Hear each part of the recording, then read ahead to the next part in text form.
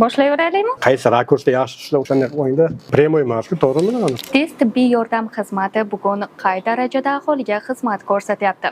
Xalq bundan rozimi? Hozirgi tez tibbiy yordam bilan 5 yil oldingi tez tibbiy yordamni juda ham osmon bilan yercha farqi bor. Hozir markazlashgan holda kol markaz tashkil qilingan 2-3 minut atrofida planshetlarga tashab beriladi. O'rtacha holatda 5 minutdan 20 minut, yarim soatgacha vaqt ketadi. Hammasi avtomatlashtirilgan, kompyuterda tez tibbiy yordam standartlari joriy etilgan, shpargalka sifatida xodimlarga berilgan. Ana shu bo'yicha ishlaymiz biz. Sohalaringizda bo'ladigan xatoliklar ham bor.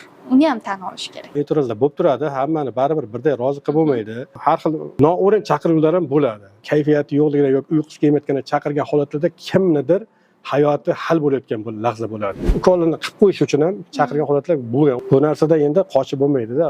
Kasal his qilgan o'sha bemorning yaqinlari his qilgan narsani siz ham his qilasiz.